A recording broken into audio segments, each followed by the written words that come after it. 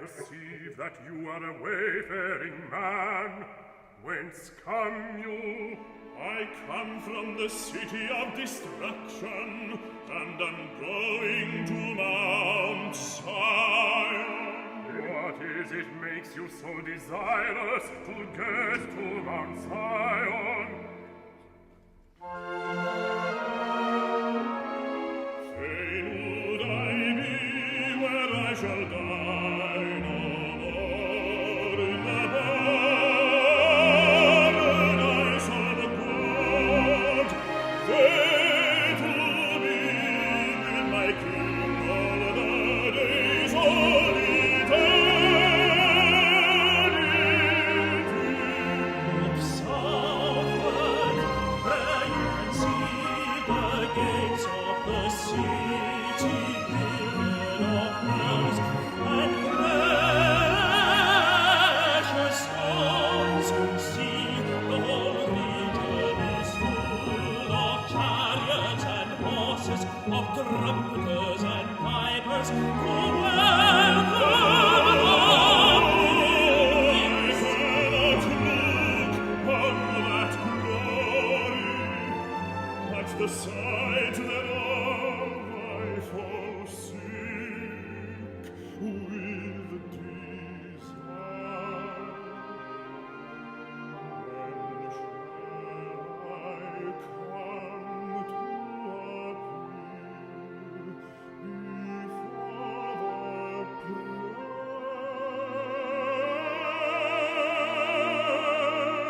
presence of God?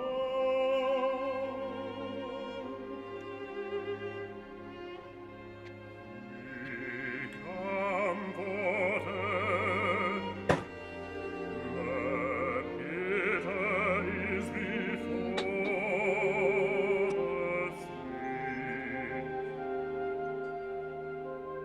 We would that you should stay with us here a while, 18. and solace yourself with the good of these delectable mountains.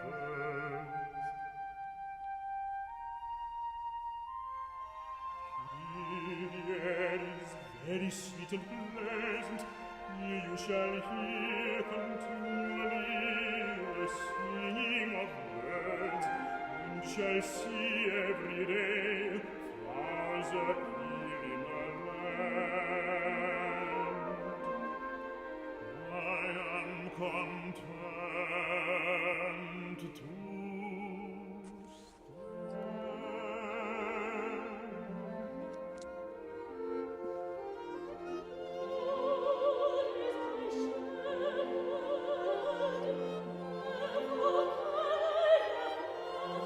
What is it that makes that melodious note? It is a countenance, they sing these notes.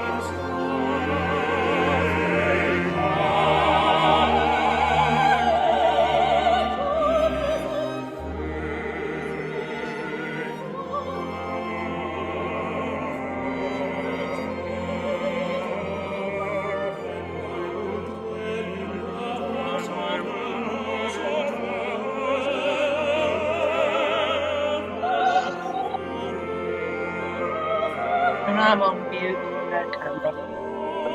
And then just turn your volume down.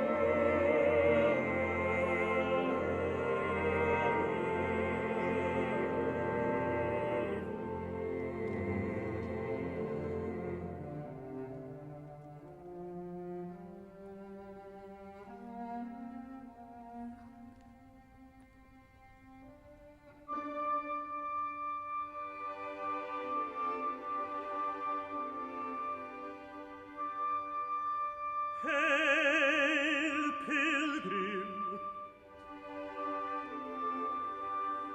I bring thee tidings that the Master calleth for thee, and expecteth that thou shouldst stand in his presence this day in clothes of immortality.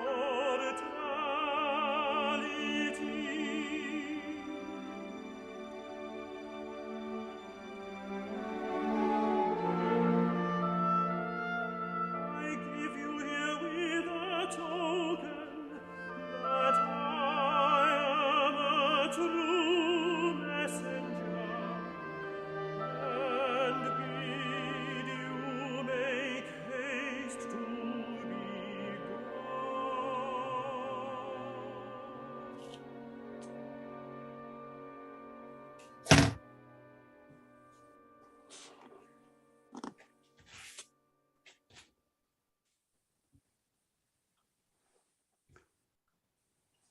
Oh, all those people suddenly on my screen.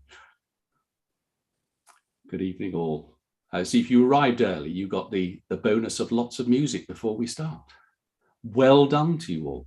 And we've got Jessica, I can see, and David is there as well. Welcome to you. We'll just leave it a moment or two longer as people are still arriving.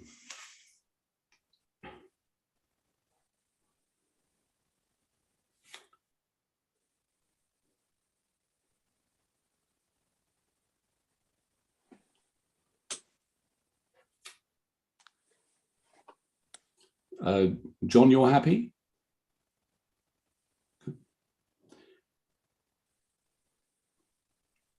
We have 13 on YouTube and 30 on Zoom, and those numbers are going up. Okay, well, we'll just hang on a little bit longer.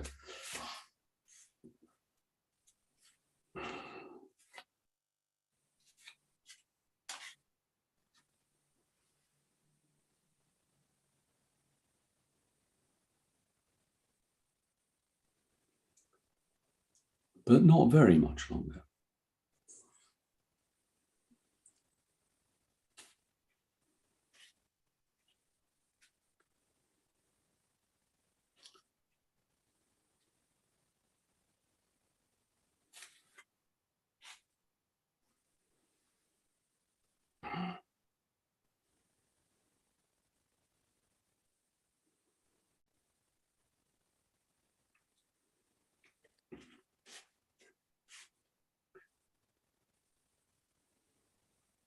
Well, John, we don't want anybody leaving out of impatience and boredom, so I think we'll just get started.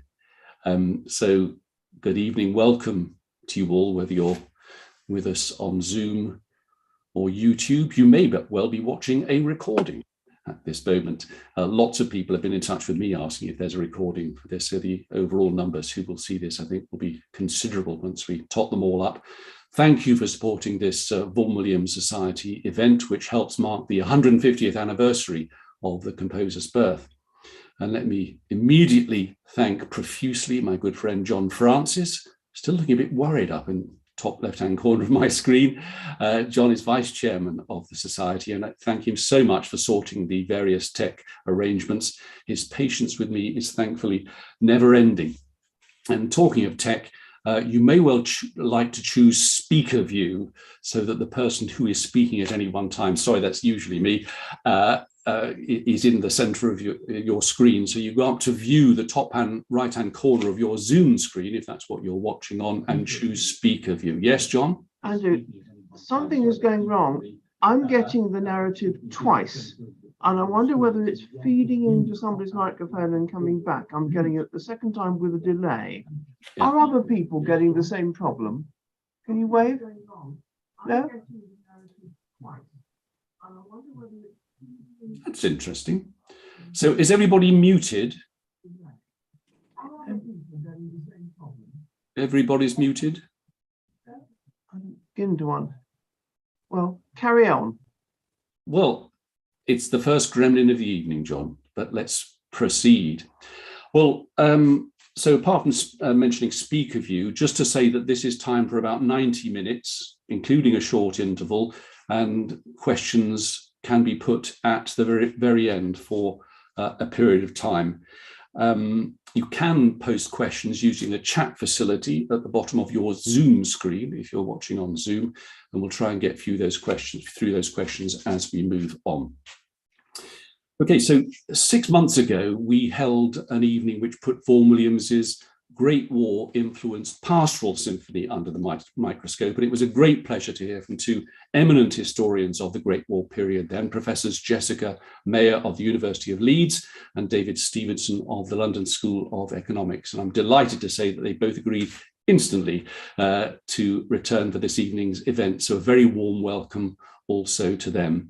Back in January, they imagined for us Vaughan Williams's Great War experiences, first in the ambulance service, then as an officer in the Royal Garrison Artillery. This time, Jessica and David will convey the atmosphere, if you like, of loss and bereavement in post-Great War Britain. And this will serve as background to a work by Vaughan Williams that's barely been thought of as having any direct connection to his experience of war, his short opera, The Shepherds of the Delectable Mountains, subtitled A Pastoral Episode. Well, Shepherds, as I'll call it, has seemed such an unlikely candidate as a Great War commentary. One writer recently implied that the opera shows Vaughan Williams returning to his familiar English pastoral inspirations after the horrors of Great War service. Well, I'm not sure it's at all as simple as that. Having weighed up the evidence, my speculation is that this apparently unassuming 22, 23-minute piece is very deliberately, if covertly, a memory of Vaughan Williams's service on the Western Front. Secondly, it's a memorial tribute to the fallen of the Great War, too many of them having suffered in front of Vaughan Williams's eyes. And thirdly, it's a musical offering of consolation for the bereaved. Well, I'll provide the evidence later on, followed by a video featuring the music. So, John, if we move into the screen, please. Well, for now, and before we hear from Jessica and David, let's set the scene for the first performances of Shepherds in the summer of 1922. It featured students at the Royal College of Music, as you can see there, a private dress rehearsal in June, then a first public performance on July the 11th, so 100 years ago yesterday, an afternoon royal gala attended by Queen Mary. Star names of the future were involved. The conductor was a young Arthur Bliss. He'd been injured on the first day of the Battle of the Somme, and he lost his younger brother Francis during other fighting. The offstage conductor, Gordon Jacob, likewise fought on the Western Front, was a prisoner of war, and also lost a brother in the fighting. One of the principal singers was Keith Faulkner, who'd shown great bravery as a pilot in the Royal Naval Air Service. Well, why performances by students?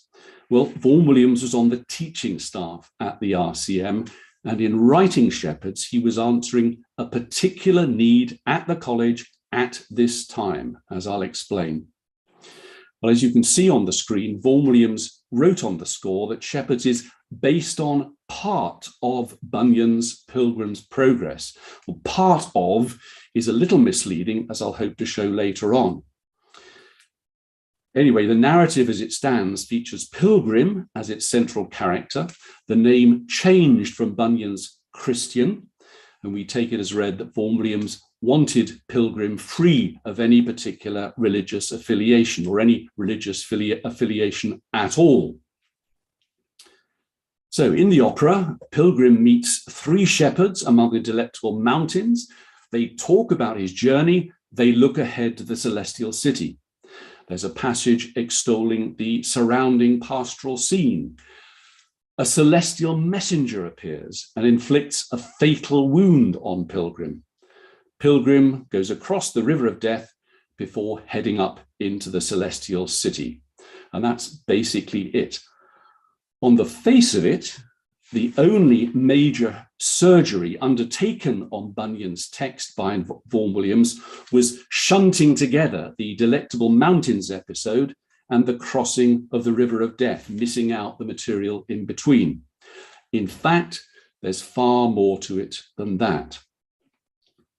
So Shepherds is very short, and it's been all too easy for it to be regarded as merely a sort of sliver of the 1951 opera, The Pilgrim's Progress, which Vaughan Williams just happened to compose decades in advance. Well, this, I think, is very much the wrong assumption. Shepherds should be seen as a complete opera in itself. And it was seen that way between the wars, but the pretty regular performances dwindled to virtually nothing once Pilgrim's Progress, the full-length opera, swallowed it up. Well, why so short then?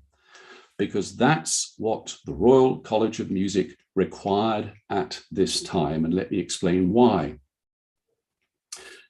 The much-loved director of the RCM, Hubert Parry, had died in 1918, and in his memory, the college had converted its examinations hall into the Parry Opera Theatre. So what to present in it? Well, we see the thinking in a Times newspaper report from mid-July 1922. At the annual meeting of the Corporation of the Royal College of Music, its chairman, Lionel Benson, talked of how the college had been promoting the production of British operas with the encouragement that they should be short works, comparatively inexpensive to produce. And he went on to say that staging short works afforded the students the experience necessary for tackling large works in the future. So hence the length of Shepherds. So more than one opera would be performed on such occasions. For example, short operas by Gustav Holst were presented, his Sabitri and At the Boar's Head. Ballet also featured on some occasions. And on the same bill as Shepherds on July the 11th, 1922, was Charles Wood's now long forgotten short opera, A Scene from Pickwick. Okay, Vaughan Williams had turned to Pilgrim's Progress for his text, a text of only 820 words or so. And I can imagine some of you thinking, ah, yes, just another product of Vaughan Williams's lifelong devotion to Pilgrim's Progress. And so it is. But this hardly puts him in some kind of select category. Vaughan Williams was merely displaying a bog standard Britishness. Pilgrim's Progress had been a publishing phenomenon from the late 17th century right up to the date we're talking about and beyond, possibly second only to the Bible as a bestseller. It came out in cheap editions and luxury editions, editions for children, illustrated editions, an edition featuring only one-syllable words, editions in a multiplicity of languages, useful for British missionaries. At the start of the 19th century, Pilgrim's Progress was an inspiration to the early trade union movement, the story of this very ordinary man persevering against all the odds before winning through. Pilgrim's Progress is referenced in a string of 19th century novels in the English language. For example, Oliver Twist, The Mill on the Floss, Jane Eyre, Vanity Fair. And if we look across to the USA, there's Louisa May Alcott's Little Women and Mark Twain's The Innocents Abroad. As the year 1900 comes and goes, there's no sign of this enthusiasm for Pilgrim's Progress waning. Two early movie companies shoot Pilgrim's Progress. In 1912, Westminster Abbey hosts a grand celebration to dedicate a Pilgrim's Progress stained glass window, which survives to this day. On into the Great War. In Paul Fussell's classic work, The Great War and Modern Memory, he points out that the most read book in the trenches was Pilgrim's Progress. It offered comfort. It offered imagery for expressing the terrors soldiers were going through, imagery mentioned in Letters Home. And let's remember that John Buchan, who served in the intelligence corps on the Western Front, named one of his war-related novels after a Pilgrim's Progress character, Mr. Standfast. And here's one other highly significant, so I just might get my text back. Right, my text has suddenly disappeared off my screen. 1 second. It's just apologizing to me. No, not that. So on into the Great War. In Paul Fussell's classic work, The Great War and Modern Memory, he points out that the most read book in the trenches was Pilgrim's Progress. It offered comfort. It offered imagery for expressing the terrors soldiers were going through, imagery that was mentioned in Letters Home. And let's remember that John Buchan, who served in the intelligence corps on the Western Front, named one of his war-related novels after a Pilgrim's Progress character, Mr. Standfast. And here's one other highly significant indication of the status of Pilgrim's Progress at the time of the Great War. Armed service deaths were lodged in the Army and Navy Gazette. Above the long lists of the deceased was a quotation from Pilgrim's Progress Part 2, which describes the journey of Christian's wife, Christiana, to the Celestial City. And this quotation features the final words from one of Christiana's companions, Mr. Valiant for Truth, who was very much a battle-scarred figure before he crosses the river of death. And the Army and Navy Gazette quotation every week concludes with Bunyan's words concerning Valiant for Truth, "So he passed over, and all the trumpets sounded for him on the other side." So he passed over, and all the trumpets sounded for him on the other side. So maybe Vaughan Williams's deliberate intention in this short opera was to use a shared, much-loved text, Pilgrim's Progress, as the medium for the messages he wished to convey at those Royal College of Music performances of the Shepherds of the Delectable Mountains. Maybe that's the point. Using the familiar words enhances the sense of community appropriate to the meanings of the opera. But what meanings? Is there any concrete evidence that Shepherds is a Great War influenced work? Well, the starting point for me, at least, was a sentence in the Times newspaper review of the dress rehearsal of Shepherds in late June 1922.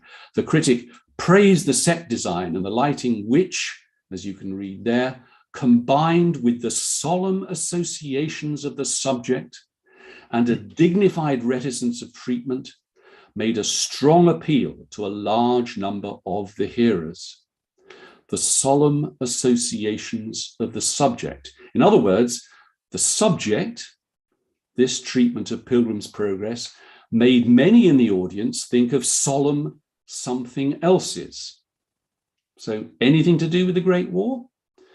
So that was an incentive to take a closer look at the libretto for Shepherds, assembled without any doubt by Vaughan Williams himself. Then it seems a veil is lifted, unless I'm very much mistaken. Well, on that cliffhanger, let me bring in Jessica and David. Jessica Meyer is Professor of British Social and Cultural History at the University of Leeds. And Jessica's published various fascinating works on aspects of Great War history, and in recent times has been researching, and I quote from her webpage, the history of social integration, disability pensions, domestic care provision, and gender in Britain after the First World War. David has long been one of this country's foremost historians of the Great War. He's been Professor of International History at the London School of Economics since 1998. His long string of books on the Great War includes both a must-read history of the conflict as a whole and various volumes on specific aspects of the war, not least the narrative of how the fighting finally ceased in 1918.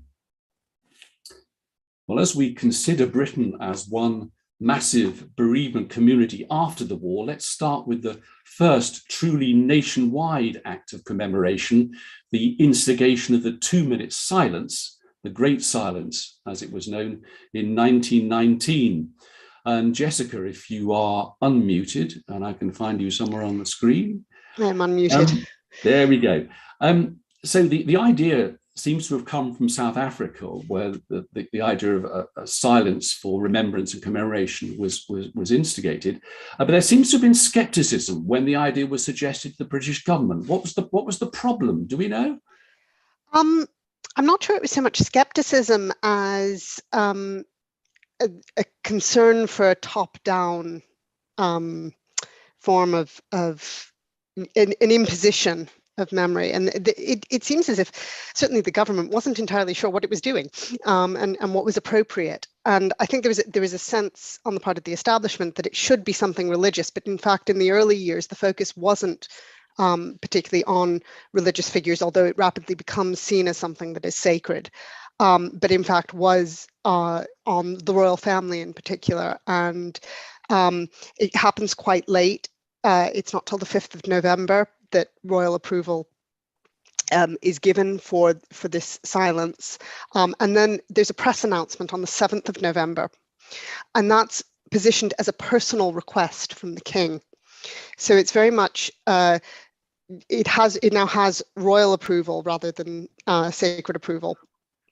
But it is something that because it is a personal request, it is designed to be more private and unofficial, and that's what really marks this as a commemoration, at least in Adrian Gregory's argument about the importance of this moment of silence as it develops in the interwar period, is that it is at once both very public, as we can see people standing on the streets for the moment of silence, but also very private, that people are with their own thoughts and are remembering those who they personally may have lost. But the general public immediately embraced it, didn't they? They said this is exactly the sort of thing that we need at this time. Yes, that's right. As with the cenotaph, which was originally designed as a temporary structure, it's the public embrace of it and the public support of it that drives this as a national memorial. So that although it has official establishment approval, it is very much a bottom-up form of commemoration. And David, it really was a total stop of activity, wasn't it, from the start? Everything stopped. Yes, I think one of the things to bear in mind, of course, is that it was on the 11th of November. So it wasn't necessarily a Sunday. In fact, most of the time it was likely to be a working day rather than a Sunday. And that made the impact of the silence and the stopping all the greater. For example, the Lancashire cotton mills were stopped at the insistence of, I think, particularly of the women workers who were employed there. The London Stock Exchange stopped trading. I've heard, I know you may have heard of this as well, but I think when I was giving a talk about this in Walthamstow in North London, I was told there that the trains actually stopped on the tracks, and apparently that was not uncommon. So it was much more dramatic because it was a working day. The other thing to mention in relation to earlier comments, I think it's not so much that there was doubt about the idea, there was doubt about how well it would be received. It was unknown. Sure, there was the precedent of the silence happening in Cape Town during the war, and there was pressure from the newspaper press for something to be done to commemorate the first anniversary of the armistice. But it's the cabinet that takes the decision that there should be a 2-minute silence, but they weren't sure what the public response would be. In fact, the public response turns out almost at once to be overwhelming. Well, let's look, David, at the impact of bereavement and loss on the British community. I mean, let's start with numbers of servicemen and women who died. I mean, what sort of figure is it? Well, if we're talking about the British Isles, it's 723,000. If we're talking about the Empire as a whole, that's another 198,000, including, for example, over 60,000 in India. And of course, very large numbers in the Dominions. So in round figures, we're saying a bit over 1 million. And the million dead is one of the common phrases that went into usage in the 1920s. Now, that is to be set against the British Isles population of about 45 million at the outbreak of the war, so substantially smaller than the 69 million that we have today. And in relation to that, a much, much larger number, of course, that have died in the 160,000 or thereabouts who have died in the recent COVID pandemic. Which is a very interesting comparison, isn't it? I mean, most of us, somewhere or another, know of somebody who's died, even with the number of deaths that we've had, and scale that up, the Great War. And of course, you would know of lots of people, I guess. Well, one rough estimate is that about 3 million people in the British Isles would have suffered the loss of a close relative, husband, father, son. That's 3 million in relation to a population of 45 million, but in relation to the adult population, it's something like 1 in 10. That just gives an indication. And of course, much larger numbers of that than that would have known, who would have had family members who had been wounded or had terrible experiences and were psychologically traumatized. So as you can see on the screen now, there's an officer informing a family of the circumstances in which a fellow officer died in the war, and a picture of grief there. If we move on, Jessica, to war widows, do we have some sort of sense of how many of those there were? So the estimate is 240,000 war widows, and the number I have not been able to pin down at all. I've only been able to find references to the number of German children who lost fathers. I'm not sure how many children suffered the loss of the father. But war widows we know because there were widows' pensions, and those numbers derived from the amount of pension or the number of pensions that were paid out. Although it is worth bearing in mind that under the rules, there were quite strict rules about who qualified for a pension, including the legitimacy of the marriage. So various couples who were married under non-recognized religions in particular would not have been counted in that number. You mentioned pensions there. Yeah. I mean, what were war widows well looked after financially by the state? Comparatively speaking, yes, but they were heavily surveilled by the state. In return, they had to behave in certain ways, and particularly for working class women, if they behaved in ways that middle class government officials did not deem appropriate, they risked losing their pension, and they lost their pension if they remarried. And how easy would it have been to remarry in the sort of society we now have? Perhaps more easy than we think. Demographic historians have shown that what women tended to do was, instead of marrying older men who might have been more financially established, the age difference between men and women shrinks in the post-war period. So women are marrying men closer to them in age who might be younger and less well established. So men who would have just missed the war tend to the age of marriage comes down, or at the other end goes up, so that there is a missing generation of marriage. So there are opportunities for women to remarry, and it is a personal judgment as to whether it is financially better to have the security of a pension, particularly if you have children, to support from the government, or which comes with a certain amount of stigma in this time. Pensions are seen as a form of charity, which is stigmatized prior to a fully established welfare state, or to remarry and lose the pension and rely on your husband's income. Yeah, well, if we move on to the vast numbers of ex-service people with disabilities, David. I mean, did the state look after them? Yes, it did. And again, it's worth, if I can just come back on the numbers, they are very striking. 500,000 approximately severely disabled. That includes perhaps over 240,000 major amputees who'd lost an arm or a leg, perhaps 100,000 blinded with complete sight loss.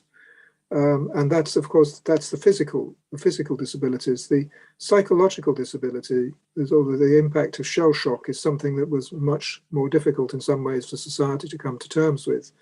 And the numbers that we have for that greatly understate the extent of the problem. I mean, 64,000 is a commonly quoted figure for the early 1920s, but interestingly, by the time we get to the late 1930s, the number was higher. And that may be because it took a long time for many of these psychological conditions fully to surface and to become visible and their full effects to be shown. But it also because of a change in social attitudes, I guess, a little bit towards it, and it became somewhat easier as time went on to acknowledge that the shell shock had a permanent feature. But that gives you an indication of the disabled community, which the emerging veterans organisations, of course, including the British Legion, a major part of their task was to see that those people were properly looked after. Yes. But yes, there were pensions for disabled, as there were pensions for widows, and this is a major, if you like, charge on the exchequer right through the interwar years in Britain and in other countries too. It's one of the reasons why the Weimar Republic in Germany, for example, had such difficulty in achieving fiscal stability. Well, this slide is there as taking note of the fact that the poppy factory, which still exists, is 100 years old this year. Yes. It started baking poppies in 1922 in vast numbers. It doesn't make all that many now because machinery is sort of taken over, but they're still doing a job. So there's just one. Could I just briefly come in on those numbers? Yes. So the official history gives the number of pensions for 1921 as at that point there have been 1.1 million applications for a pension, and that's all forms of disability, including both the physical disabilities and the psychological, but also for long-term chronic illness, particularly with tropical diseases, are in receipt of a pension, and those are some of the most long-lasting pensions. And the Ministry of Pensions continues to pay out pensions right through the 20th century. The oldest file at the National Archives related to this closes in 1984. So this is a long-term legacy of the war. And I mentioned also on the poppy factory, Andrew, this is another good example, along with the silence itself, of the British Legion weren't sure how great the response was going to be. So if I remember rightly, they underestimated badly the numbers of poppies that were going to be needed and were going to be sold.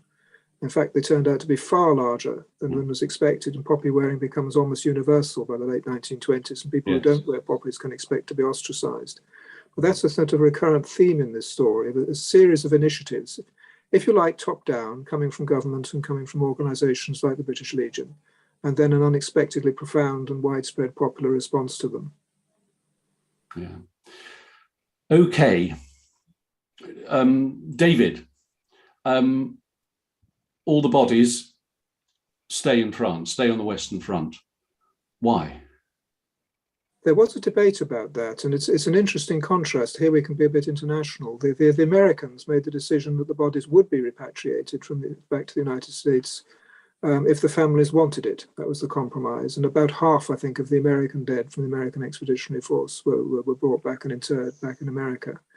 In France, of course, the French countryside was much closer to the scene of the battlefields. To begin with, the French government took a decision that the dead would stay where they'd fallen. But large numbers of French families took the initiative to repatriate the bodies themselves and bring them back to their home communities. And in the end, the government gave way to that pressure. In Britain, of course, Britain was fighting as part of an empire. Remember the figures of the empire dead and the very, very large numbers of tens of thousands who died from the Dominions and from India. And of course, they were scattered all over the world. The British war effort is important, and there are cemeteries in the Middle East and in the Balkans and in Africa, as well as in France and Belgium. And I think there was a debate about whether or not the bodies should be repatriated and the government should pay for that. In the end, the decision was that the bodies should stay where they fell. I think one of the considerations was cost, but another consideration was equity. That if you like, if they remained where they'd fallen overseas, they were going to be equally difficult for all families to visit. And in particular, there's a concern about equality between the conditions in the homeland and conditions in the dominions. Yeah. But of course, since that time, the cost of actually looking after 1,000 and more Great War cemeteries must be absolutely enormous. Nonetheless, you mentioned cost there. Well, yes, indeed, and of course the enormous architectural side to this. I forget who it is who makes this comparison, but it's said that what happens in the 1920s on the Western Front in France and Belgium is the greatest outpouring of monumental architecture since the pyramids. And that's not an entirely fanciful comparison. It's enormous. There are, as you say, there are over 900 British and Commonwealth war cemeteries along the Western Front alone. Yes. And then there are many more, of course, in the other theatres of war. We should, of course, mention, apart from all the bodies that were found, were available to have crosses parked next to their bodies, vast numbers were never found, which of course was absolutely desperate state of affairs for those who'd been bereaved. One interesting phenomenon, Jessica, in this period, during the war and after it, is the rise of spiritualism. I mean, what's that all about? Well, I think you're quite right to say it arises during the war, and throughout the war. Superstition and the idea of higher powers, not necessarily strictly speaking religious powers, right from 1914 onwards, takes very powerful hold of people's imagination and takes the form of good luck charms. And the spiritualist church, the idea that you can contact the dead and speak to the dead, of course, as soon as soldiers start dying, or people start dying in the war, becomes a very powerful way through which people try and manage their grief. And there is a rise in the spiritualist church as a formal organization, but also independent practitioners, many of them charlatans, and an equal rise of those who are out to expose the charlatanism of spiritualists. Spiritualism gets a boost from the support of, most famously, Arthur Conan Doyle, who is a committed spiritualist and supports the movement very strongly. And it becomes a trope of interwar culture. Dorothy L. Sayers has a famous scene where one of her characters, Miss Clemson, acts as a spiritualist in order to locate a will. And those sorts of images are very common in popular culture in Britain, would have been familiar to anyone reading popular literature. It appears on the stage in popular plays and dramas. So it has a profound cultural effect as a movement. So, Jessica, battlefield pilgrimages. David there mentioned there was a sense of equity, that people would have a sort of equal opportunity, or whatever David's expression was, to go out there and actually visit graves, if you could visit the grave. I mean, it was sort of commercial enterprise in large part, wasn't it?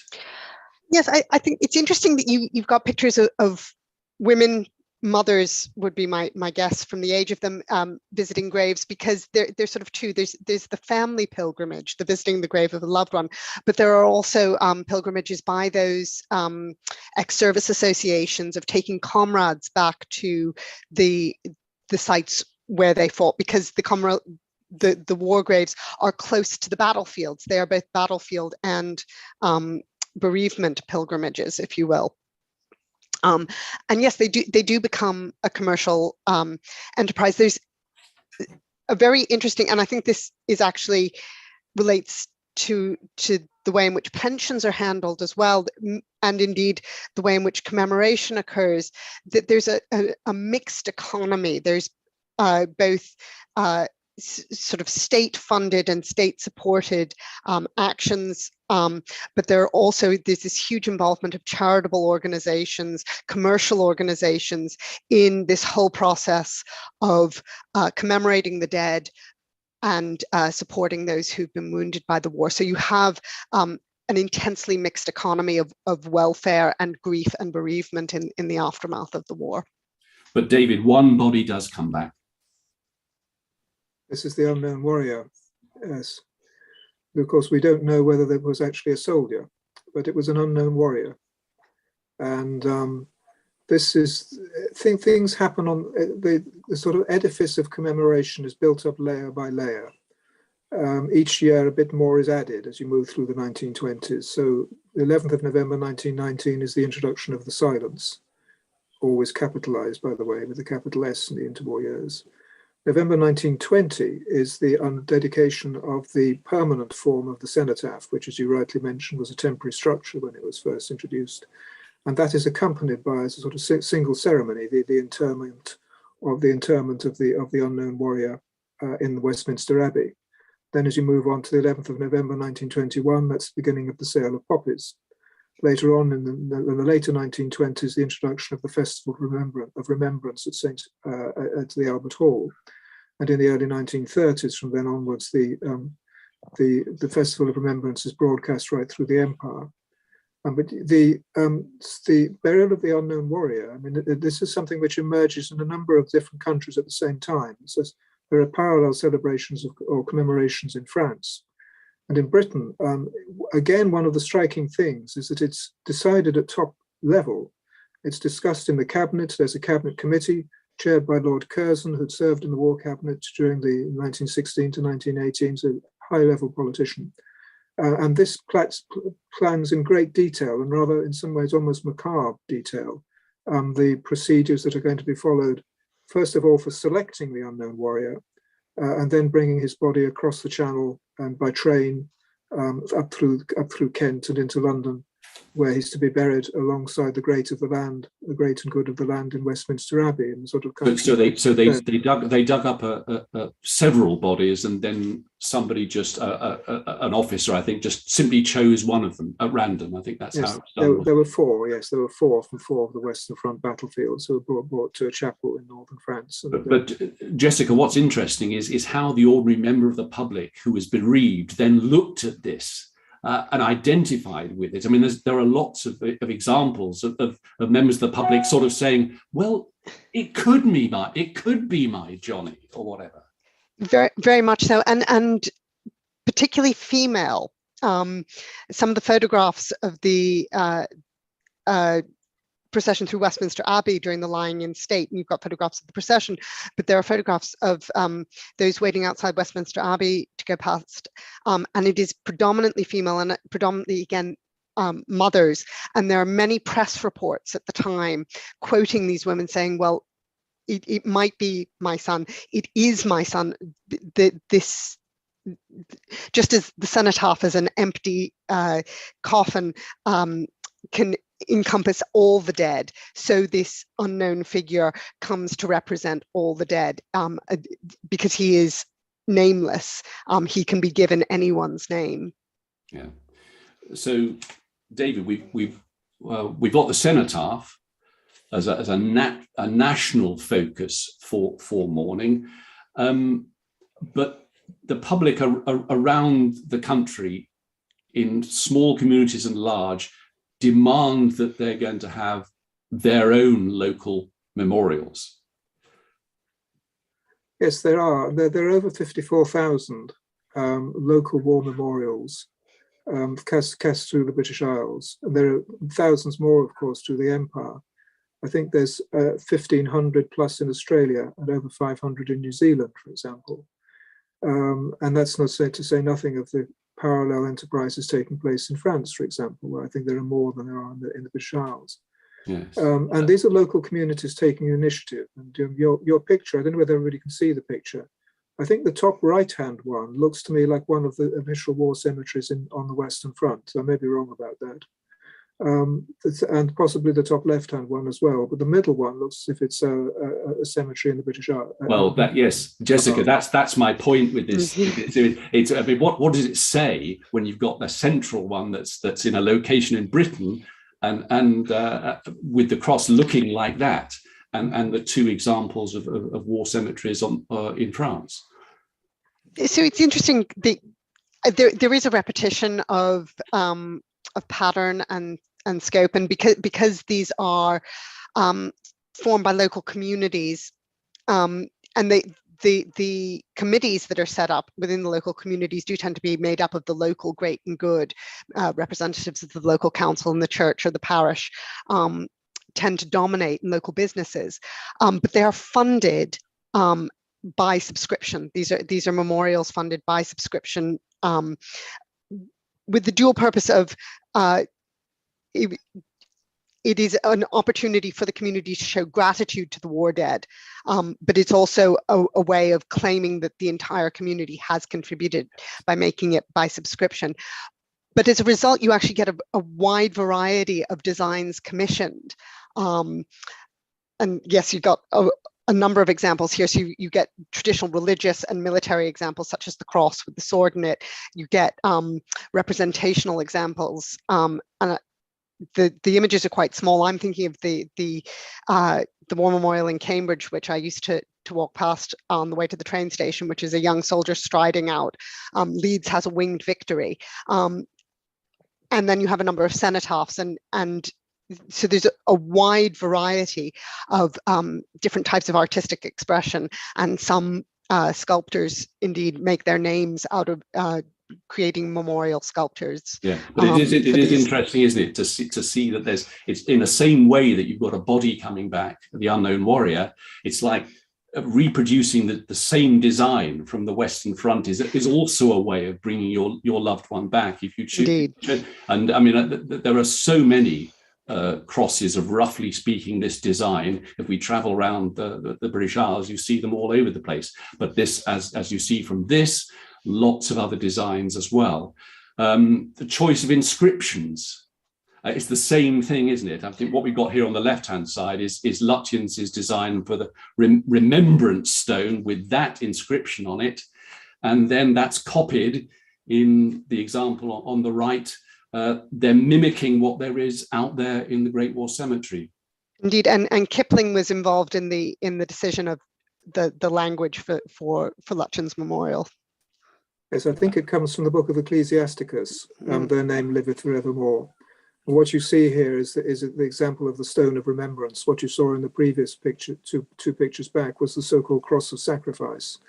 And every one of the Commonwealth war graves that were established by the Imperial War Graves Commission under its aegis have those two common features: the cross of sacrifice, which interestingly is an explicitly Christian symbol, and then name liveth forevermore, the stone of remembrance, which is much more ambiguous. It's not necessarily Orthodox Christianity or necessarily religious at all.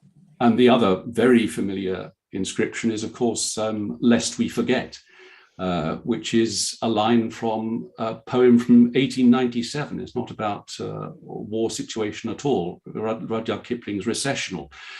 But here's another inscription.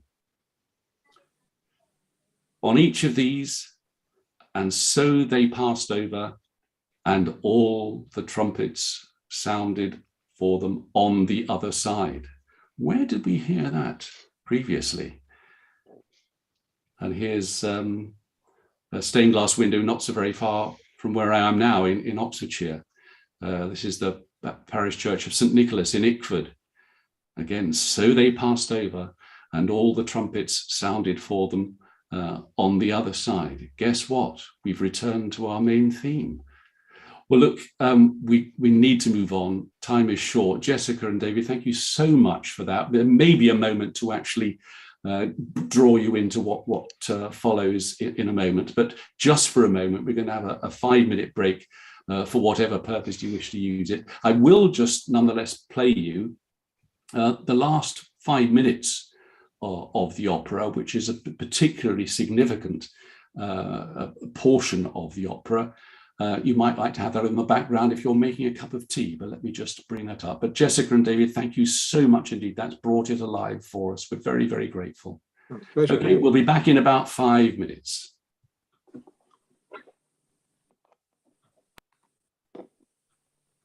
All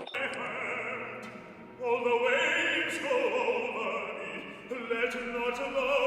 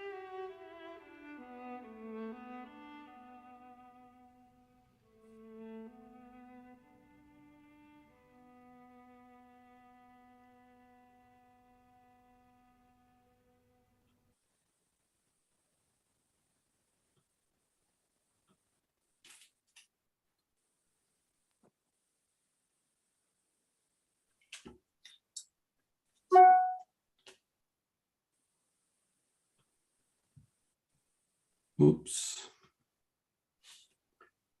So John, are you ready to screen share in just a moment? we have no questions posted on chat so far, but this might be a moment to just start thinking about that if there are things you're very keen on asking, and we'll do our best to get around as many questions as possible at the end of the evening. Okay, back then to that first performance of the Shepherds of the Delectable Mountains and those words from the review in the Times. The solemn associations of the subject and a dignified reticence of treatment made a strong appeal to a large number of the hearers. So does that expression, solemn associations, point to the idea that the opera's inspirations and meanings have to do with the Great War? And there's that reference to a dignified reticence of treatment, which is perhaps telling. So what might be some of these solemn associations? Well, Shepherds ends with Pilgrim crossing the river of death and ascending to the celestial city. He's actually seen there with Hopeful, I think. Hopeful doesn't actually appear in Vaughan Williams' Shepherds of the Delectable Mountains, but that's the basic scene, Pilgrim crossing the river of death. Well, look, lots of operas end with death scenes, so that's not necessarily significant evidence, but it might be. The central section of the opera carries a setting of most of Psalm 23. Back then, as now, a psalm seen as offering comfort to the bereaved. Promising. But is there anything more conclusive in the Shepherd's text pointing to a Great War connection? Well, one phrase particularly stands out, almost too starkly, you might think. As Pilgrim enters the Delectable Mountains region, one of the shepherds asks him where his journey began, and he says, "I am come from the city of destruction, and I'm going to Mount Zion." Okay, city of destruction seems more Great War resonant. So I took a closer look at the context of those words in the Delectable Mountains episode of Pilgrim's Progress as Bunyan wrote it. In fact, those words are not to be found there. They're just not there. The words city of destruction appear on many occasions in Pilgrim's Progress, but not in the Delectable Mountains episode. So if that city of destruction phrase had been deliberately cut and pasted by Vaughan Williams, what else might have been imported?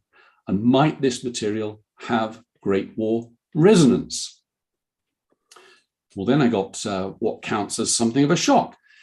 Analysing the text, it gradually became clear that Vaughan Williams painstakingly assembled it from right across both parts of Pilgrim's Progress. The second part, remember, being Christiana's separate journey to the celestial city with hangers-on. A sentence stolen here, a couple of sentences there, a phrase here, a phrase there. On one occasion, just two words, be comforted, thieved from elsewhere in Pilgrim's Progress. Some of the Delectable Mountains episode survives, notably at the outset, but as you can see if you've downloaded the color-coded representation of the text, that episode is subsumed into this painstaking collation of carefully chosen material from elsewhere, with seasoning provided by a variety of sentences taken from various psalms. So plainly, we're talking about an absolutely meticulous exercise. This is not like simply cutting a text down to size. It's a real patchwork quilt job. And can it be doubted that this forensic exercise had a very clear purpose? How could it not? All these sentences and phrases surely are being assembled to support a very particular vision. And the overwhelming impression to me is that the opera reflects Vaughan Williams's wartime experiences, it memorializes and salutes the fallen, and it offers consolation to the bereaved. And I think, John, if we can have the next slide, if it will come up. And should we see Pilgrim, in fact, as a Great War soldier, pure and simple, journeying through fear and danger to his death? Well, there isn't a silver bullet proof for all of this. What matters here is the weight of evidence that bears down on you as you consider sentence after sentence, phrase after phrase. And what we find ourselves doing is peeping over Vaughan Williams's shoulder as he scrupulously puts this text together. I'll zip through at least some of the evidence in the time that we've got available, and then we'll hear the whole opera and you can express your opinion, make up your minds. Well, yes, I'm speculating, but it seems Vaughan Williams was searching for ideas, images, and phrases in Pilgrim's Progress that would resonate in various ways in this melancholy post-Great War climate that Jessica and David have outlined so articulately for us. For example, there are these carefully selected phrases that you'd think chime with the soldier's experience, the soldier's mindset, the soldier's sacrifice, chosen phrases that meant all the more to Vaughan Williams given his Great War experiences. We've got, he laid down his life for them. I am come from the city of destruction, as we've heard. Is the way safe or dangerous? Every Western Front soldier's regular question. Though I walk through the valley of the shadow of death, fain would I be where I shall die no more. What happens if I die? Let not the water flood drown me, neither let the deep swallow me up. What's it like to die? All, and the point is, meticulously selected words. The other unmistakable dimension to Vaughan Williams's chosen texts is the offering of comfort and reassurance for our soldier figure, Pilgrim. And what offers consolation for Pilgrim also offers consolation for the audience at the RCM and other audiences in the future. We've got phrases like, the Almighty shall defend thee under his wings, and thou shalt be safe under his feathers. Be comforted. Thy rod and thy staff, they comfort me. The Comforter be always with you. When thou passest through the waters and through rivers, they shall not overflow thee. But before we listen to shepherds, let me spend just a little time on passages I find especially intriguing in the order they appear in the opera, varying degrees of speculation involved. First, the second shepherd's answer to Pilgrim's question, is the way safe or dangerous? The second shepherd answers in a rather elliptical fashion. He says, safe for those for whom it is to be safe, but many shall fall therein, which is a very strange answer. Safe, if you're safe, is what it amounts to. Sounds like a lottery.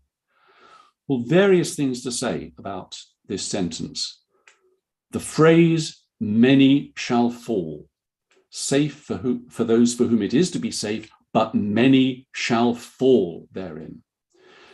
Historically and still today, to fall is a euphemism for to die in battle. Those killed in conflict are the fallen. Hence Lawrence Bunyan's famous 1914 poem, For the Fallen. So point number one, in his meticulous selecting of this text, Vaughan Williams chooses a word, to fall, describing death with all too familiar military overtones for his audience. Then note that Vaughan Williams has, in one significant respect, tampered with Bunyan's original sentence. As I said, the second shepherd's answer to Pilgrim's question is a confusing safe for those for whom it is to be safe, but many shall fall therein. But Bunyan's original sentence was safe for those for whom it is to be safe, but transgressors shall fall therein. Vaughan Williams has changed that. And now that sentence makes sense. It's transgressors, sinners who won't find the way safe. They won't reach the celestial city. But apparently for Vaughan Williams, the agnostic Vaughan Williams, the use of the term transgressor struck entirely the wrong chord. Was it really possible to believe that eternal damnation awaited the apostate soldier who died seconds after going over the top? So he alters the word to many shall fall. But the choice of the word many is doubly intriguing. In 1906, Vaughan Williams wrote music for a dramatized Pilgrim's Progress at Reigate. Yes, Reigate. Evelyn Owless, who assembled the text, also changed the word transgressors, but she changed it to the word some. Some shall fall. But here in 1922, Vaughan Williams changes some shall fall to many shall fall. A giveaway? Well, surely we're entitled to conjecture that many shall fall references the appalling loss of life in the Great War. Okay, I'm speculating. Well, next to a passage which, though it's short, was in fact pasted together from various extracts found in both part 1 and part 2 of Pilgrim's Progress. Absolutely meticulous craftsmanship. The second shepherd bids Pilgrim to look southward. John, if you can flip that on. Look southward. There you can see the gates of the celestial city, builded of pearls and precious stones. See, the whole region is full of chariots and horses, of trumpeters and pipers to welcome the pilgrims. Well, has Vaughan Williams here very deliberately chosen words that memorialize features of army life on and around the front line? He's chosen to use this text. Firstly, the reference to chariots and horses. During his second spell on the Western Front in 1918, Vaughan Williams was responsible for the welfare of horses. He saw them suffer and die along with the soldiery. Horses and mules pulled heavy guns and all manner of supplies across often atrociously difficult terrain. The word chariot, of course, has the connotation of an attack vehicle, but it can also be defined merely as a conveyance. Next, trumpeters and pipers. They're viewed in the celestial city as well. But what about this? Vaughan Williams leaves out other musicians mentioned in Bunyan's original sentence at this point. He misses out singers and players of stringed instruments. Strange, you might think, for a composer not to include them. Is the point that singers and players on stringed instruments didn't figure on and around the battlefield, whereas trumpeters and pipers did? The sound of trumpets in the shape of bugles was, of course, familiar to any soldier. But pipers, bagpipers, was Vaughan Williams paying tribute to the fearless bagpipers who time and again stiffened the sinews of soldiers in battle? Is this such a fanciful idea? Bagpipers were among the great popular heroes of the Western Front. One calculation suggests that some 2,500 of them served during the Great War. Around 500 are thought to have been killed and a further 600 wounded. The War Office tried to stop them leading troops into battle, but they went ahead and did it anyway. I think David or Jessica, you might confirm this popular image of bagpipers. Am I right in putting that forward, David? Yes, I think you are. But their casualties were extraordinarily high, and it's hard to imagine the level of courage that was required to perform in the way that they did. I think that the picture you've got at the right looks as if it might be from the Illustrated London News, but I don't know if that's correct. Yes, that's right. Yes, it is. So that's obviously one of the largest circulation magazines, and it gives an indication of the dissemination of this image of the piper through society as a whole during the Great War. There are countless photographs and commissioned illustrations of bagpipers in newspapers and journals. And Jessica, I think they sort of dine out on it after the war as well. Yes, I think they do. And the Scottish regiments are extremely proud of them. I just want to come in on the singers, though, because I would like to suggest that singers would have been quite common. Soldiers sang all the time. They sang when they marched to keep tune. They sing in rest to keep their spirits up. They sing in the trenches to keep their spirits up. And famously, they sing across no man's land at the Christmas truce, Silent Night. So stringed instruments might not have been so common on the Western Front, but singers, there were plenty. Yeah. I was thinking of a particularly military dimension to the actual instruments involved. Yes. Absolutely point taken. Anyway, the speculation is that Vaughan Williams sees these references to horses, trumpeters, and pipers as he pores over the Pilgrim's Progress text, and a light goes on in his brain. Yes, these can be utilized as Great War resonant images. So moving on, John, please. The opera has that overall subtitle, a pastoral episode, and in fact it has an especially pastoral episode at its heart, a mix of words from Pilgrim's Progress and that ultimately consolatory psalm, number 23, sung by a soprano as the voice of a bird. The shepherds and pilgrim glory in the sights and sounds of this rural idyll, the Delectable Mountains. As with Vaughan Williams's Pastoral Symphony, we need to consider the written testimony from hundreds of Great War British servicemen and women, which shows how the sight of the French and Belgian countryside provided some sense of well-being, of comfort, of normality. And on the screen now are 3 paintings by Western Front soldiers featuring that countryside. So many soldiers had an awareness of the consolatory beauties of nature around the Western Front, especially at springtime. Flowers like poppies and cornflowers blossoming even in desecrated landscapes, trees in leaf, the sound of birdsong.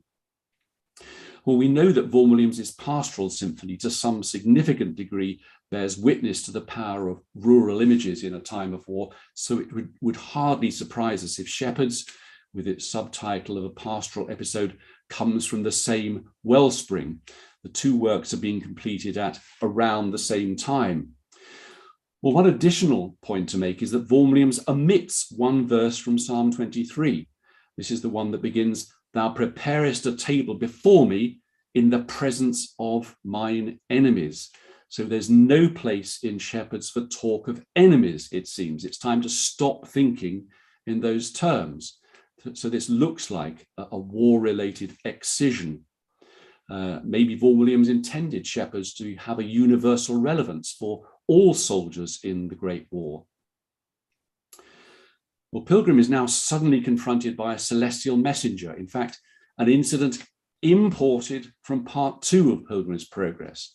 There it's Christiana who's being confronted. Vaughan Williams's careful collation and adaptation of the words delivered by the messenger includes these 2 sentences.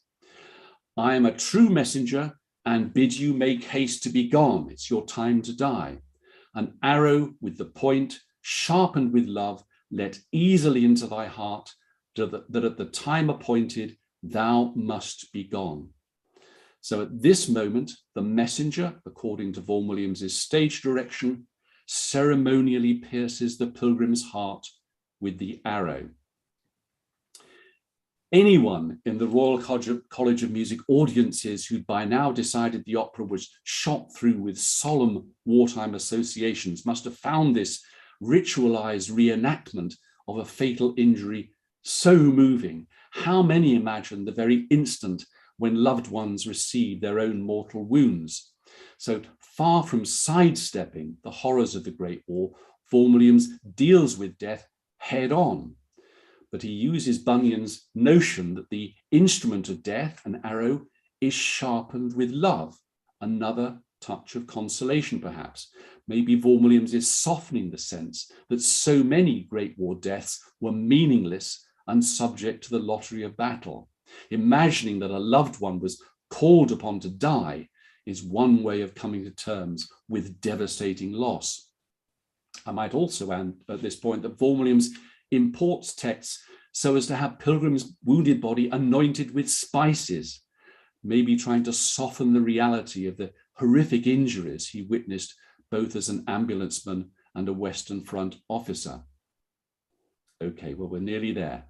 Pilgrim then off stage crosses the river of death, uttering words from Pilgrim's Progress and from 2 psalms. "I sink in the deep waters, all the billows go over my head, all the waves go over me. Let not the water flood drown me, neither let the deep swallow me up."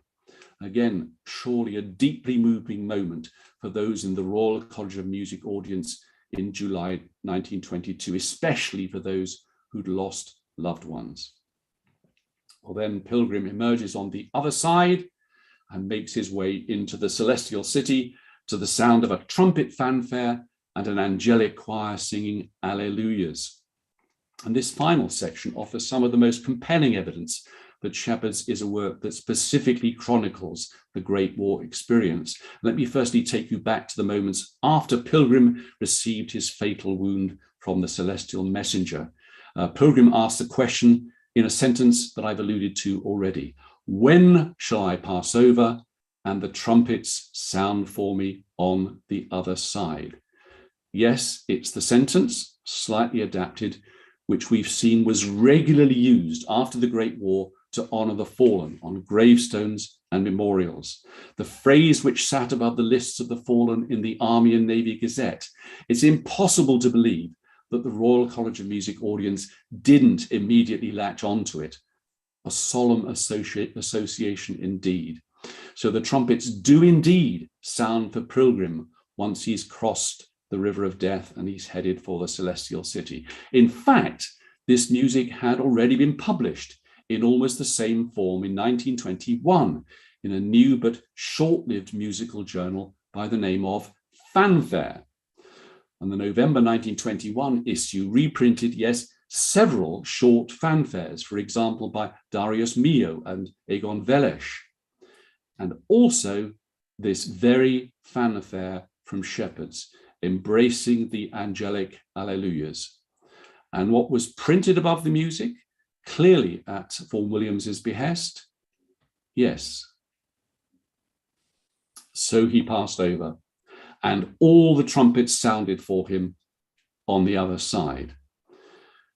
Well, of all the pieces of evidence of a Great War provenance of Shepherds, this choice of such a widely known quotation from Pilgrim's Progress with its wartime associations is perhaps the most compelling. Everything in the opera seems to have been building towards this honoring of the war dead in the sound of trumpets. It's a moment of farewell, the emotion perhaps heightened by the fact that by now the main action is taking place off stage, out of sight.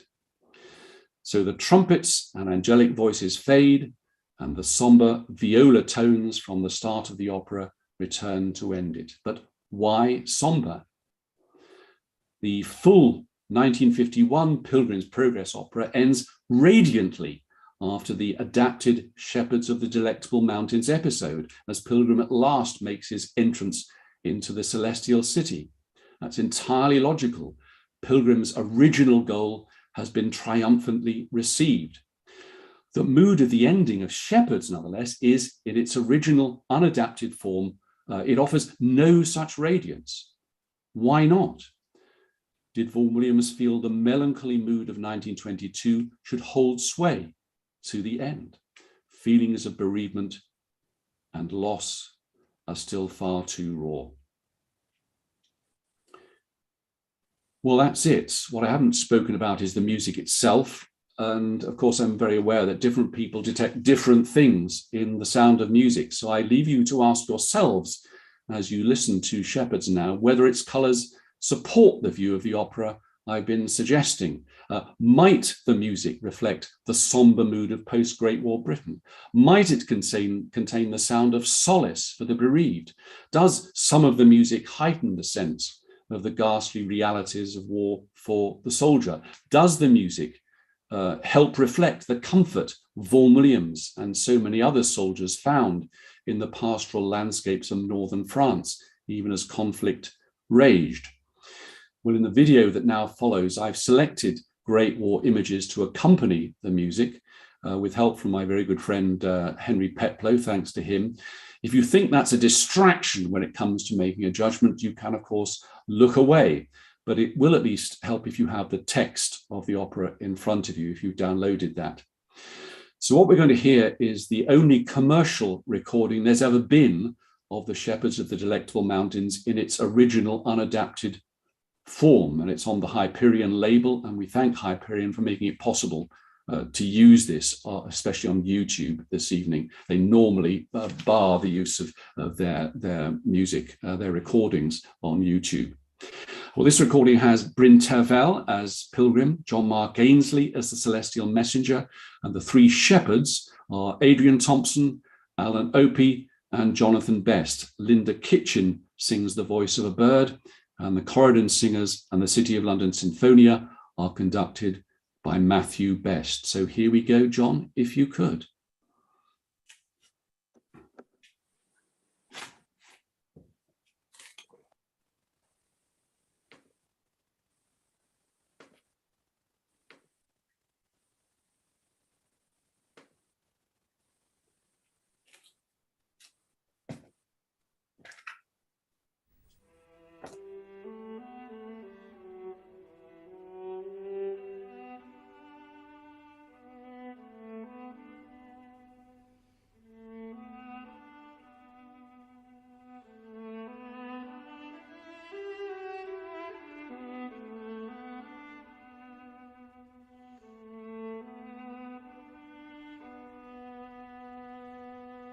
Whoso dwelleth under the defense of the Most High shall abide under the shadow of the Almighty.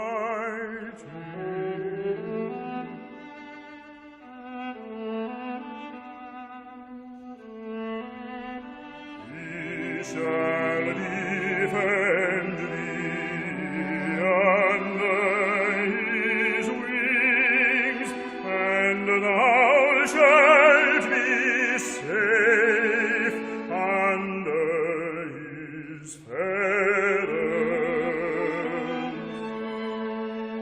For he shall give his angels charge over thee, that thou hurt not thy foot against a stone.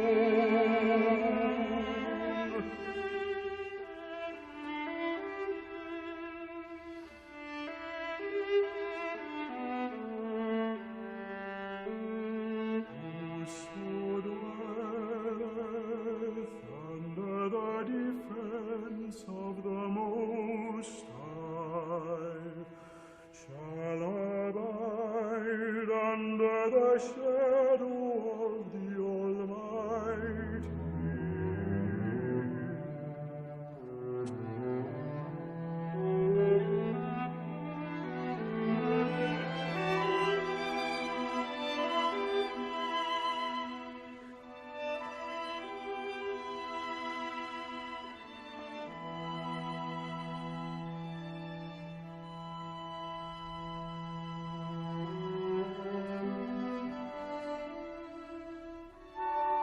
Whose delectable mountains are these, and whose be the sheep that feed upon them? These mountains are Emmanuel's land, and the sheep also are his, and he laid down his life for them. Is this the way to the celestial city? You are just in your way. How far is it thither? Too far for any but those who shall get thither indeed. Is the way safe or dangerous? Safe for those for whom it is to be safe, but many shall fall therein.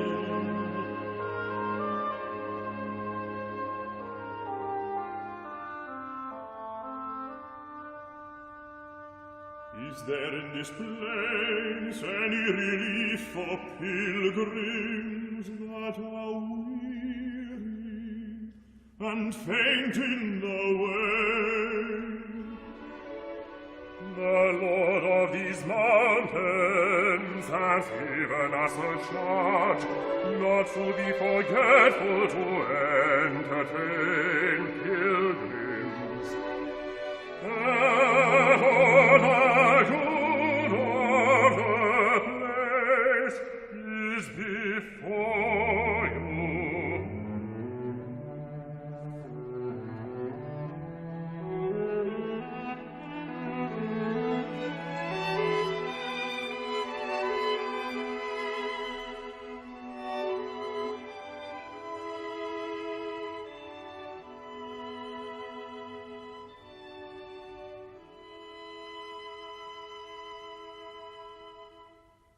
I perceive that you are a wayfaring man.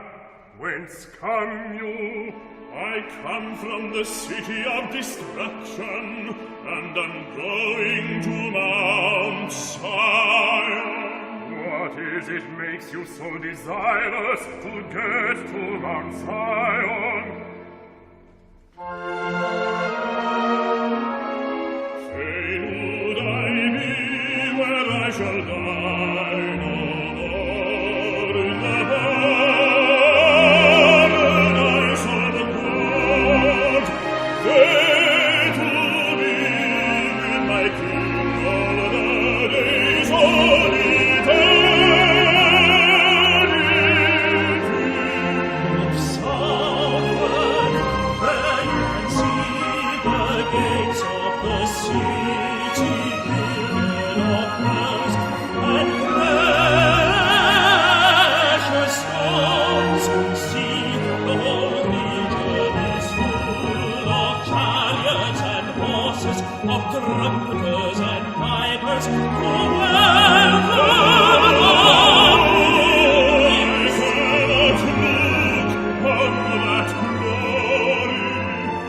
That's the sight that all my forsake with desire. When shall I come to appear before the presence of God?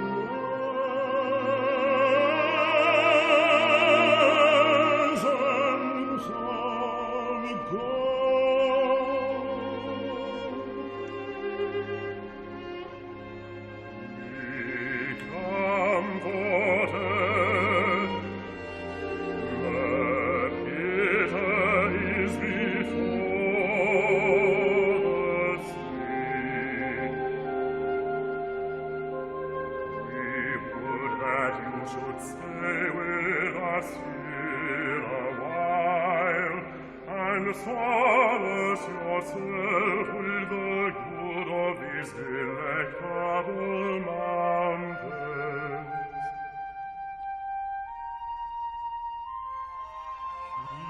The air is very sweet and pleasant.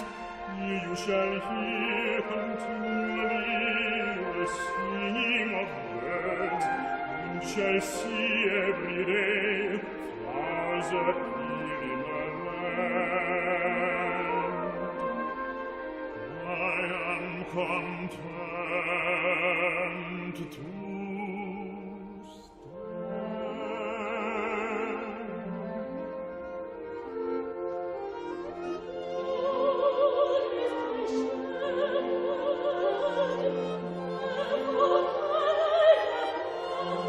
What is it that makes that melodious sound? It is a thousand words they sing these notes in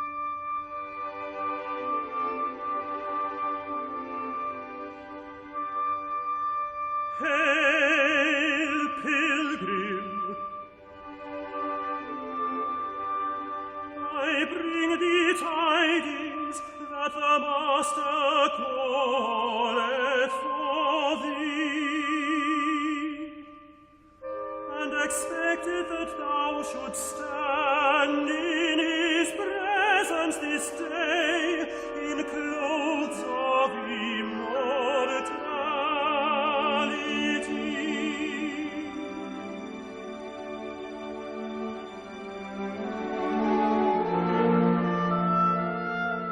I give you herewith a token that I am a true messenger, and bid you make haste to be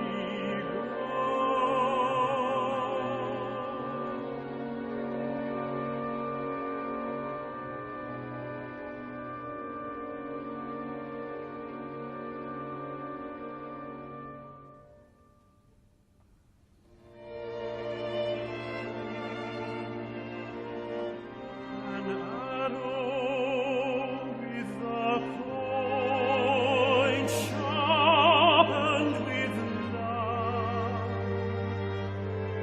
let easily into thy heart, that at the time appointed thou must be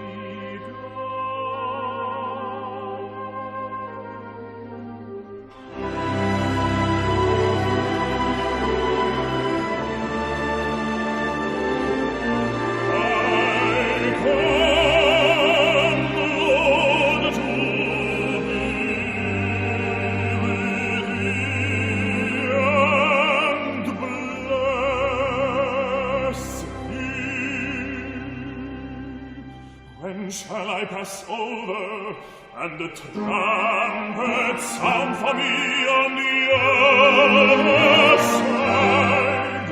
Even now you are in sight of the gate.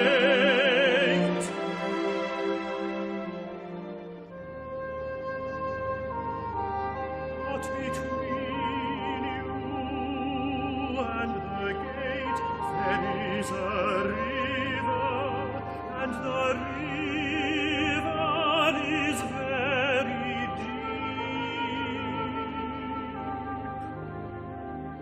You must go through, or you cannot come at the gate.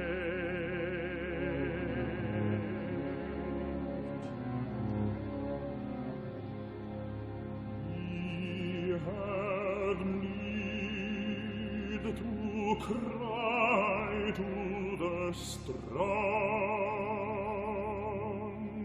for strength.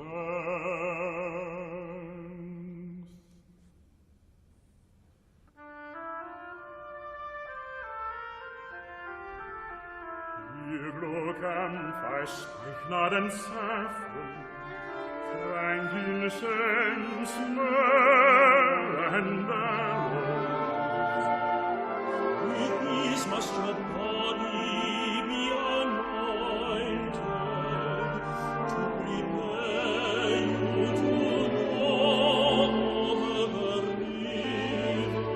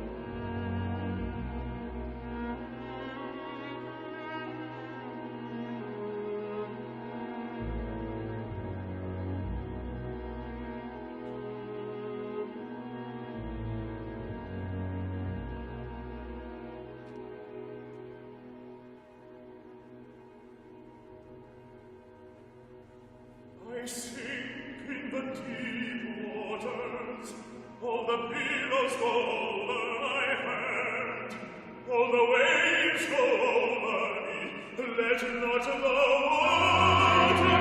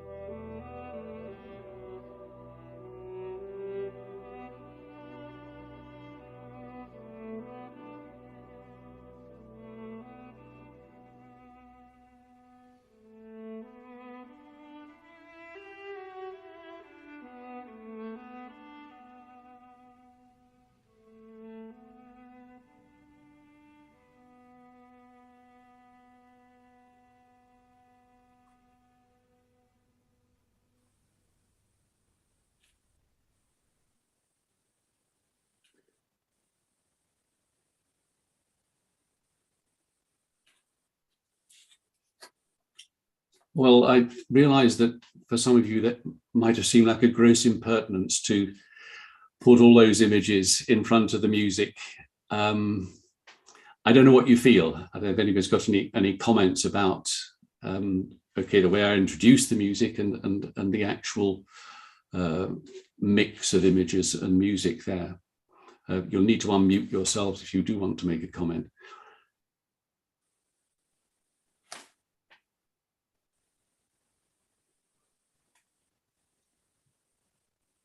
It's silence. Any other questions about anything that I've said? Andrew, I think just one small point. You were talking about loss earlier on and the loss of parents very often.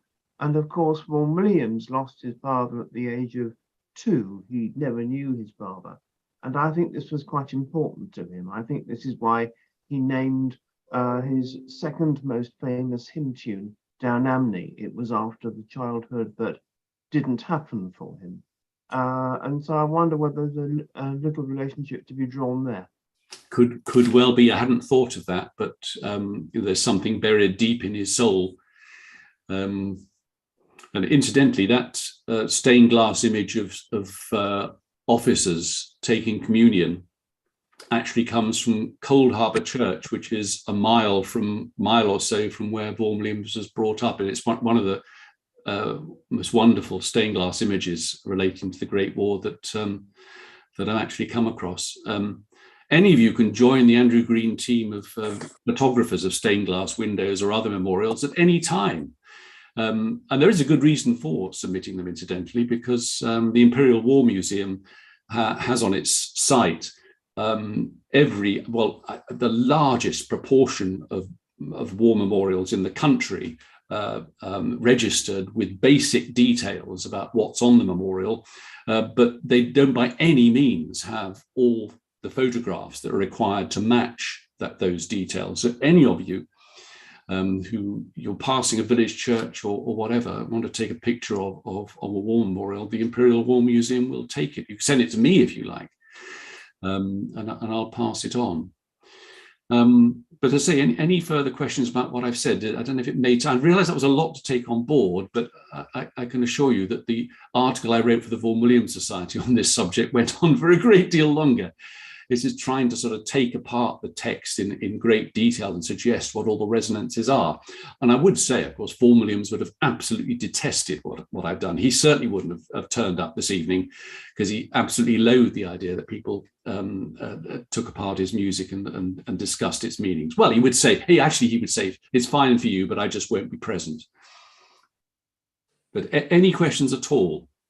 Well, to Andrew, can you hear me, Andrew? Yeah, I can. Can you just tell us a little bit about what got you into this and how you started making the connections between Pilgrim's Progress and the opera? No, I was doing a lot of work. This goes back to the previous session, David. I was doing a lot of the Pastoral Symphony is I've loved since in my teenage years, and almost the day after I went into semi-retirement, I decided I was going to look at background to the Pastoral Symphony, the Vaughan Williams' Great War experience. And part of that was looking at works which had been composed around that same period. And there are a whole range of them, whether it's Sancta Civitas or Riders to the Sea or Lord, Thou Hast Been Our Refuge, the short anthem, that sort of thing. But I disregarded this work completely. I listened to it through and I thought what I said in the piece, it's just Vaughan Williams going back to the whole pastoral thing. And yes, we all know that Pilgrim's Progress is something he was sort of obsessed by. And it was simply, as I said, that Times review talking about solemn associations. I mean, I could be wrong, but it did seem to, that phrase seemed so resonant that I had to look more closely. And then, of course, the key thing was having found that the City of Destruction phrase was not there in the Delectable Mountains episode, I downloaded the whole of the Pilgrim's Progress text so that I could keyword search it. And then I was just amazed that the stuff comes from all across both parts of Pilgrim's Progress. And it's an inescapable image, David. You see Vaughan Williams sitting at his desk, either in Cheyne Walk in London or in Norfolk, where he was, poring over Pilgrim's Progress and choosing this little bit and that little bit and that little bit. And as I said in the piece, it's not a simple matter of him cutting down a text, which is what he might do in other contexts. This is absolutely precise collation of stuff from all over the place. And there has to have been a reason for it. I am willing to be proved wrong, but it does seem to me that the weight of evidence is the thing that really matters there. Thank you. Somebody has asked a question. Alan, thank you very much for that. The other thing I would say, going back to the Pastoral Symphony, there is a Vaughan scholar who suggested that the whole symphony is a Bunyan symphony. And I haven't seen the full justification of that, and I'm not sure that he did express one. But it does strike me, those of you who know the Pastoral Symphony, that the last movement has the shape of shepherds. If you think about it, it has a solo voice. We've got a viola in here in shepherds, but in the Pastoral Symphony last movement, we have a solo voice, beginning and end, fading in and fading out, that's melancholy.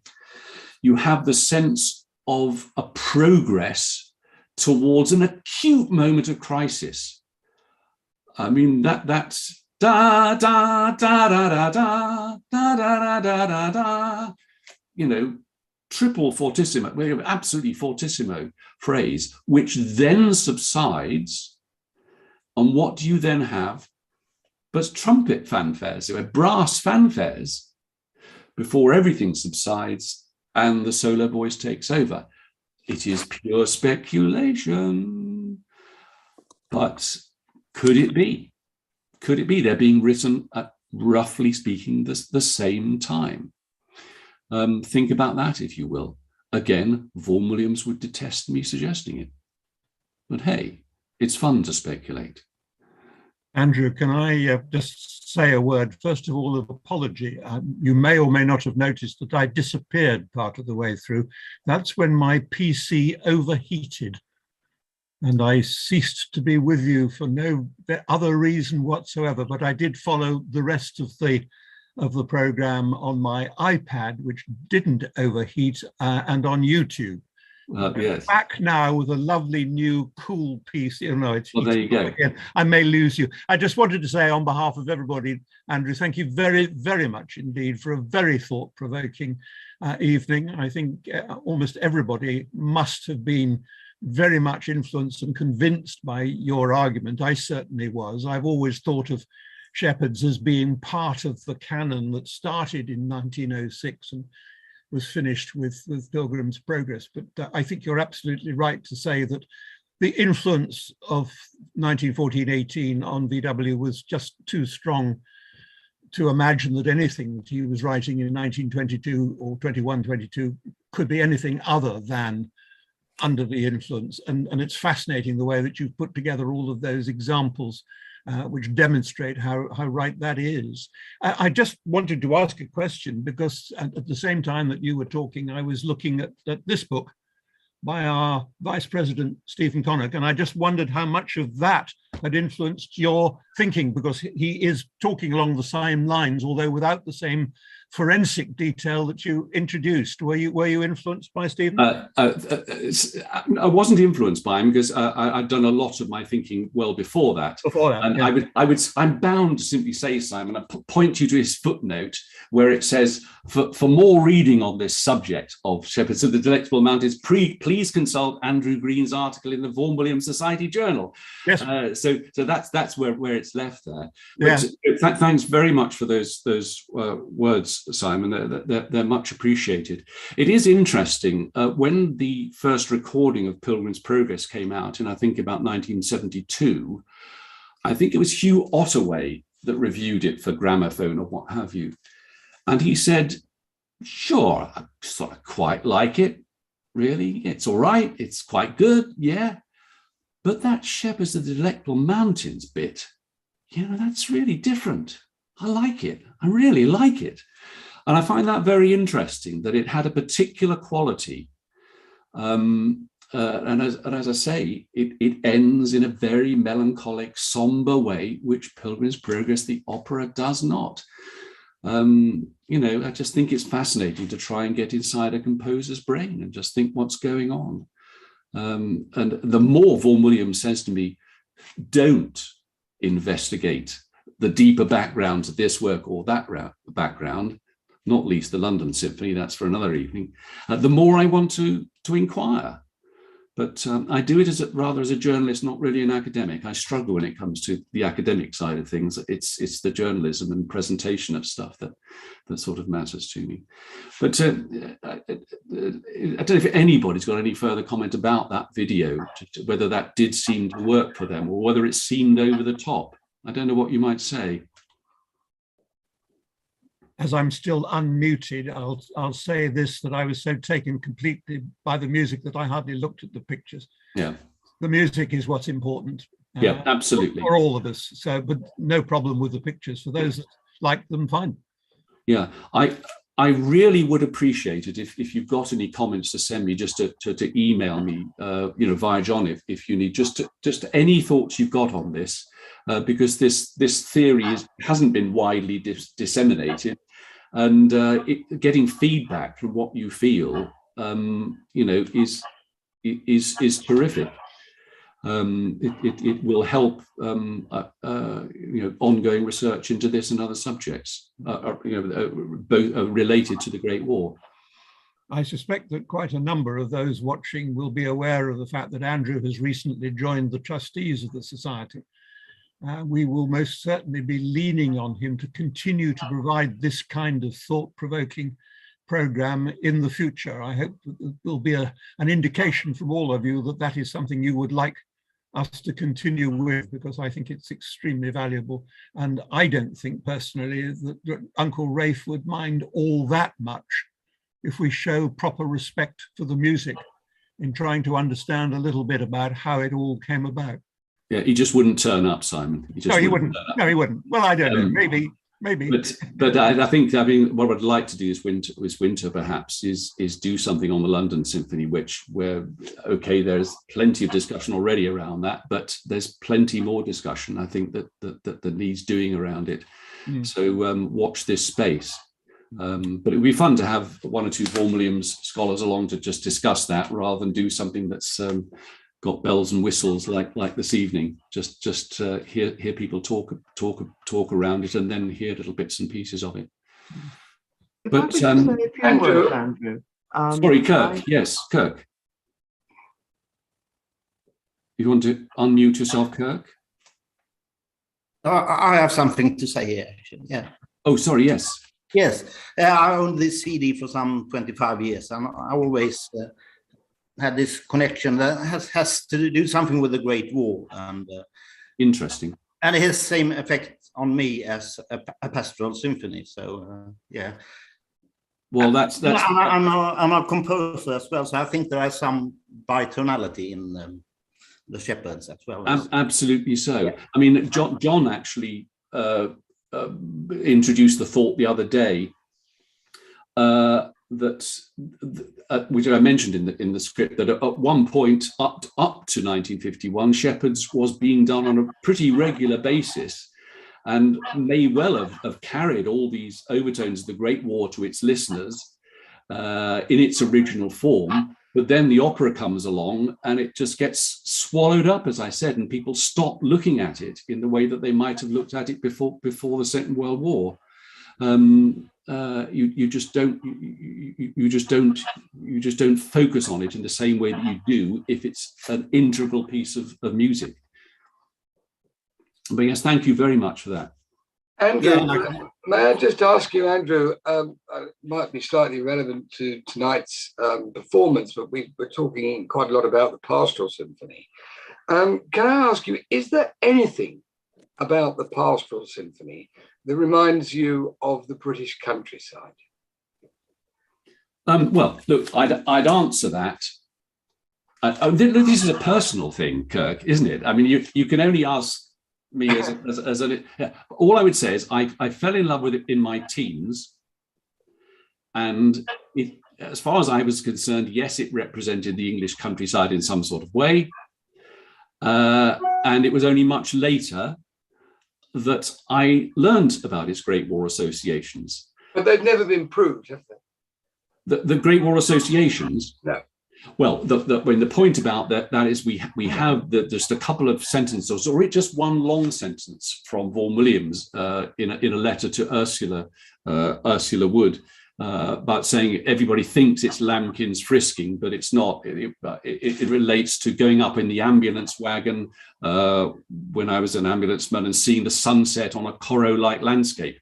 I think I mentioned back in January when we talked about the Pastoral Symphony, for all that so many words have been written about the association between the Pastoral Symphony and Vaughan's Great War, you're still left with virtually nothing beyond that. You just know that the trumpet solo in the second movement is a memory of a bugle call, a particular bugle, but beyond that, almost nothing. So absolutely, you're still left with your imagination. What more? The third movement, of course, of the Pastoral Symphony was something what he wrote earlier, and this definitely doesn't have anything to do with the Great War.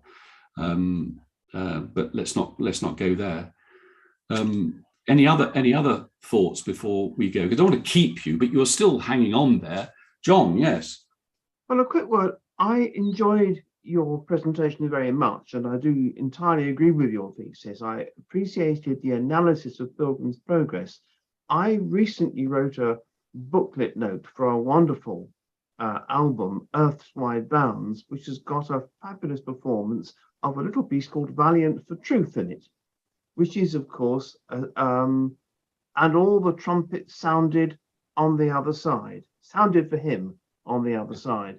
And my argument in the booklet note, which I stand by, is that because it was written in November 1940, when the war was looking very frightening from these shores, the Germans had just bombed Coventry, and they just shut 400,000 people into a ghetto in Warsaw. And I think a lot of people thought we were losing the war. Now, that passage is about a character in part 2 of Pilgrim's Progress called Valiant for Truth, who had fought 3 rogues and triumphed. But with lots of scars. And he saw that his pitcher was broken at the well, wonderful image from Ecclesiastes chapter 12, which is the bit you know well, because it starts, remember thou thy creator in the days of thy youth. It's a wonderful passage. And the pitcher broken at the well means there's no more water of life coming. You're about to pass into death, which is what happened to him. Now, I had not appreciated what you just told us, which is that wonderful phrase, and all the trumpets sounded for them on the other side, was printed over this brief fanfare, which Vaughan Williams would have hated calling it a fanfare. He liked calling these things flourishes. He thought fanfare was bad French, whereas flourish was good English. But nonetheless, he printed those words over his music from the Delectable Mountains. So it was clearly important to him as far back as 1922. It didn't just occur to him in 1940. Yeah. But even in 1951, even though, as you say, he'd made free with words and phrases from part 2, the story of Pilgrim's Progress 1951 is essentially an edited down version of part 1 of Pilgrim's Progress. So do you think it was just scruples that kept the story of Valiant for Truth out of the finished opera, when clearly that passage was important to him? John, I'm going to go away and think about that. That's my answer to that. But it's certainly a fascinating thought. As I made quite clear, that phrase, all I would comment on is that phrase, so he or they passed over, continue to have resonance right up to the Second World War. You find Second World War gravestones with that on.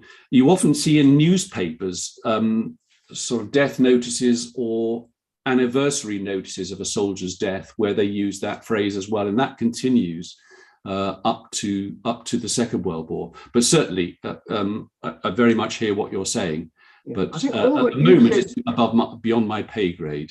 Yes, Andrew, I think all what you said this evening reinforces my thesis that the Valiant for Truth work from 1940 is a war work. Oh yes, I don't think there's any doubt about that. Absolutely. So how could it not be? But look, I'm well aware that I'm keeping Jessica and David with us. And I think we probably, insofar as it's pretty well 9:30 now, we ought to draw things to a close, unless there's something anybody's desperate to say. Robert Russell's asked, why on earth do you think Vaughan Williams detests your interpretation? It's just, Robert, that it is just one of the basic things about Vaughan Williams's approach to his music, that he hated ever having to explain it or outline its meanings. Time and again in letters, he refused to do that, and we could talk for some time exactly what informed that attitude on his part, but he just hated having to explain what his music was about. So thank you all very, very much indeed. I'm deeply indebted to John and to Henry, but most especially to Jessica and David. I could have gone on listening to that background for ages, and I know it's certainly true for me, and I'm sure it's true for everybody else, that helped inform what then followed, and it all fed into the way that we actually watched that video as well. So thank you very, very much indeed, Jessica and David. How am I going to get you into a London Symphony evening? That's the question. Do you reckon you could do that? It's it's performed in 1914. That's almost the war, Jessica. You could manage that, couldn't you? I keep going backwards historically. I keep looking at Crimea. So let's say you've got 5 months before we do it, and I'll send you one or two cues to research. But I do hope that we see you again, David and Jessica. It's been such a pleasure having you with us, not once but twice, and I'm sure it's thanks from absolutely everybody. Thank you to you all for coming, whether you're on YouTube or Zoom. And thank you to all the people who will be watching this on YouTube in the coming weeks and months. So take care. A cool drink is required for all of us, possibly a cold shower coming my way. But take care and look forward to seeing you again soon. We will indeed, Simon, do more of these in the future. Thanks very much indeed. Bye-bye for now, and thank you.